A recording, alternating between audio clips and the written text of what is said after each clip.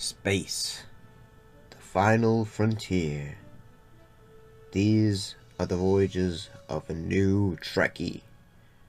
My 5-year mission to search out Star Trek media, to seek out our fans and merchandise, to boldly go where no fan has gone before.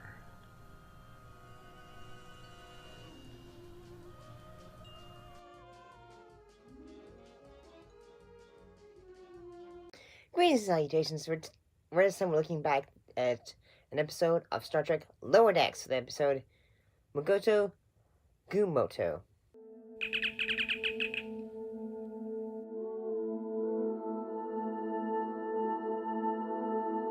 I'm excited to talk about it because I'm starting to really get into Star Trek Lower Decks.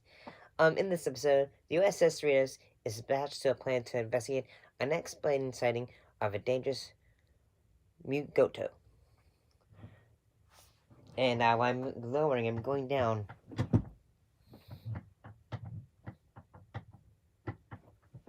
My chair went down. What happened? Say they have several jokes in this episode. In that, okay, did you hear that? Apparently, Mariner, apparently she's a black ops, agent and all that. Working the bar, I hear a lot of inside information. Your friend is a specially trained secret agent for Starfleet Black Ops. Yeah, right. Okay, man. Shut up, Hodis. I'm telling you, they made her into a killing machine. The perfect weapon. We spend all of our time with Mariner. Pretty sure we know if she was the perfect weapon. Most of the time she's napping. Of course she does. Captain's daughter, friends with the softest guys on the ship. It's a perfect cover. And both Boimler and Robert Babas would go, so, mate, should we think this, should we listen, or is this just, nonsense and all that? And so basically, and also a side part of this episode is that Tindy, she's trying to profess her boss by trying to get everyone, everyone who hasn't gotten their health checkup, have it done and all that for them. And I do kind of like the fact she's able to get everyone checked out. The only person she's not able to check is a certain patient whose name has not been put down, and it's actually the doctor. I do kind of like how when she says say, okay, let's get this over with, and it's she's a cat alien. So basically, she runs around saying, meow, meow, trying to say no, no, like she's at a vet or something. I did think say some the idea of say okay, that the ferengi are the ones who are trying to capture the Mugatos, in that they're trying to say aha, if we sell the horns, we can make a ton of latinum. Because that is the thing they love. And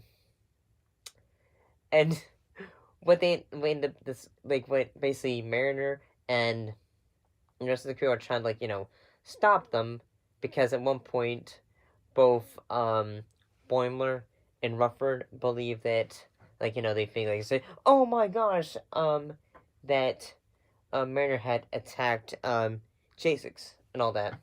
And they're oh, she's gone loose, she's gone crazy, and all that. So they end up running away. They end up seeing a mating ritual. And I wish I could find it. The clipboards, because I thought it was kind of funny. Anyway.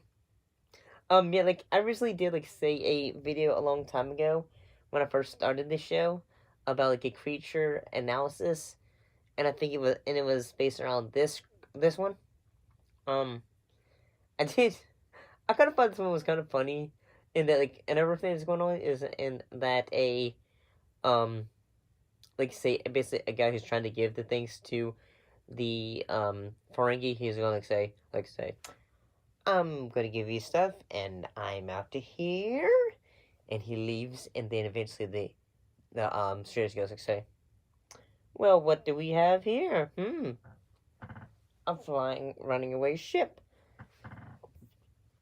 And eventually, like, say the captain goes like, "So, well, we can have a discussion on like a deal and all that."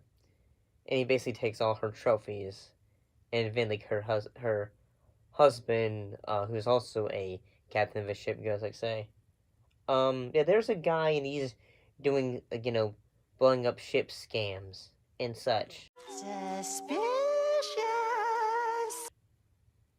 And she goes like, "Say, no, you're gonna give our stuff back, and you're gonna go work down at the amusement park that the ferengi are doing for the Mugatos," because both Boimler and Rufford basically said, like, say, "Okay, this is what you all need to do," because they had basically had been playing a game called I think it's like compromise or like strategy, basically in which they try to like figure out like a strategy to figure like, okay, like here's how we can make a deal on objectives and war, I guess.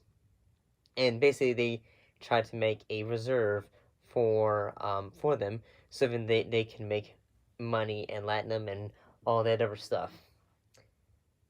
So in a way, capitalism and all that. Yeah, I gotta say this one was kind of funny in a way. I kind of liked it. Yeah. I'm really getting into the show Lower Decks mostly because, like, say yes, it takes like things that we like oh my gosh, things that we remember from Star Trek, but then it flips it on its head and has like say a humorous spin to it in a way. And honestly, I kind of think that makes it a bit special in a way because, like, say, yeah, there's not much, like in the like a lot of Star Trek shows there was like humor, but I do like how like this one is a straightforward animated comedy. Moopsie. Oh, the Moopsie is free! Oh no, your cuddliest prisoner is loose. Whatever shall we do? You don't understand! Everything here is incredibly dangerous! Moopsie. Can't be worse than the swamp gobblers. Of course it's worse! They only gobble you. The Moopsie drinks your bones! How does something drink bones? Holy f***! Anyway. But yeah, I kind of enjoyed this episode. Oh, and they can also, at the end of the episode, Mariner, Boimler, and Rufford all become closer as friends. Are we almost at a compromise? No, not even close. Do you even understand how to play this at all? I guess I don't. I'm gonna go grab another round. How is she kicking our asses so hard? I don't know, but we gotta make sure she never finds out. What can I get ya, Mariner? 3 of the same. And all that. So, not a bad, I kind of enjoyed this episode. But, I'll see you next time.